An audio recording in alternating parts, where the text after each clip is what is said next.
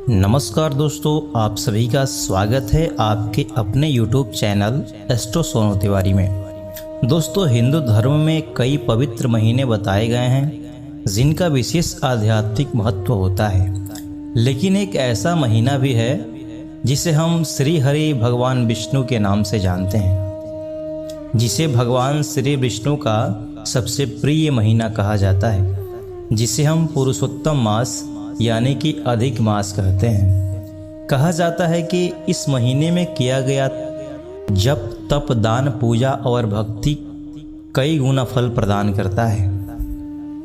लेकिन क्या आप जानते हैं कि अधिक मास क्यों आता है? इस महीने में कौन कौन से कार्य करना चाहिए, कौन से काम वर्जित माने गए हैं और क्यों इस महीने को भगवान विष्णु और श्री कृष्ण जी को प्रिय होता है?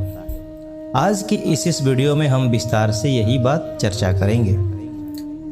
अधिक मास क्या है, इसका महत्व क्या है, अधिक मास में क्या करना चाहिए और क्या नहीं करना चाहिए, अधिक मास में कौन सा मंत्र जप करें, क्या दान करें और कैसे पाए भगवान विष्णु की विशेष कृपा। तो दोस्तों, इसके लिए वीडियो को अंत तक जरूर देखें। सबसे पहले हम जानेंगे अधिक मास क्या है। दोस्तों, हिंदू पंचांग चंद्रमा की गति पर आधारित होता है, जबकि अंग्रेजी कैलेंडर सूर्य की गति पर आधारित होता है।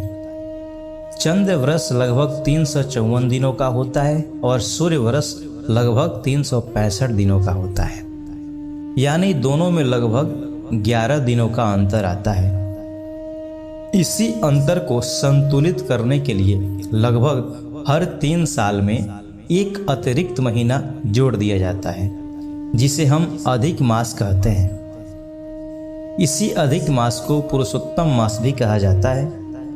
पुरुषोत्तम मास नाम कैसे पड़ा? पौराणिक कथा के अनुसार जब इस अतिरिक्त महीने को कोई देवता स्वीकार नहीं कर रहे थे, तब यह महीना दुखित होकर भगवान विष्णु के पास पहुंचा। तब भगवान विष्णु ने इसे अपना नाम दिया और कहा कि आज से तुम पुरुषोत्तम मास कहलाओगे। जो भी व्यक्ति इस महीने में श्रद्धा से मेरी भक्ति करेगा, उसे विशेष पुण्य और मोक्ष की प्राप्ति होगी। तभी से अधिक मास को पुरुषोत्तम मास कहा जाने लगा। अधिक मास का महत्व क्या है, आइए जानते हैं। दोस्तों, यह महीना केवल धार्मिक दृष्टि से ही नहीं बल्कि आध्यात्मिक उन्नति के लिए बेहद महत्वपूर्ण माना गया है। इस महीने में किए गए पुण्य कई गुना फल प्रदान करता है।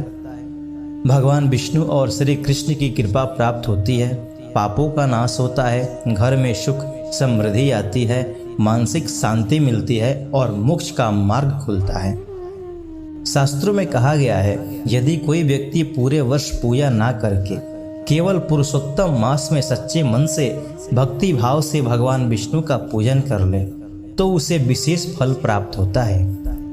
अब जानेंगे अधिक मास में क्या करना चाहिए। दोस्तों, भगवान विष्णु और श्री कृष्ण की पूजा करें। इस महीने में प्रतिदिन भगवान विष्णु, श्री कृष्ण और लक्ष्मी माता की पूजा करें।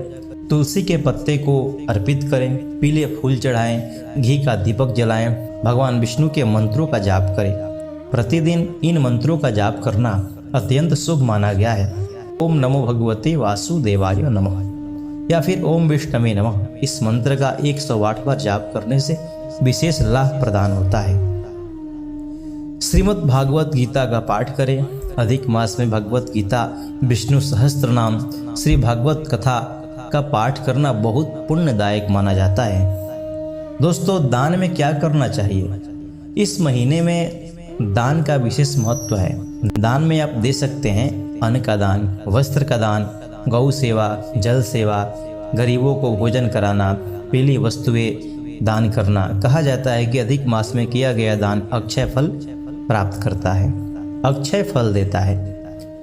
व्रत और सात्विक जीवन, ब्रह्मचर्य का पालन करें, सात्विक भोजन करें, क्रोध और झूठे से बचें, नशे से दूर रहें, विशेषकर तुलसी पूजा जरूर करें। अब जानेंगे अधिक मास में क्या नहीं करना चाहिए। बात करते हैं उन कार्यों को जिसे अधिक मास में वर्जित माना जाता है। जैसे कि विवाह और मांगलिक कार्य, शास्त्रों के अनुसार अधिक मास में विवाह, गृह प्रवेश, मुंडन, नए शुभ कार्य करना वर्जित माना गया है, क्योंकि यह महीना भक्ति और तपस्या के लिए समर्पित माना जाता है। तामसिक भोजन से बचें। मांस, शराब, लहसुन, प्याज, नशीली चीज़ें, इनसे दूर रहना चाहिए। किसी का अपमान न करें। इस महीने में झूठ बोलना, छल करना, क्रोध करना, दूसरे को दुख पहुंचाना बहुत अशुभ माना गया है। अधिक मास में एक विशेष उपाय है जो मैं आपसे बताने वाला हूँ। दोस्तों, यदि जीवन में समस्याएं चल रही है तो यह उपाय आप जरूर करें।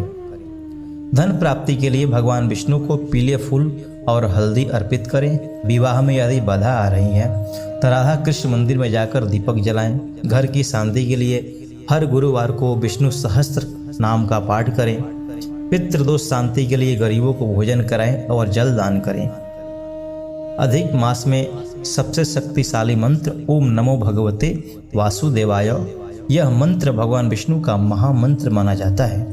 इस मंत्र का प्रतिदिन 108 बार जप करने से मन शांत होता है, पापों का नाश होता है और भगवान विष्णु की कृपा प्राप्त होती है।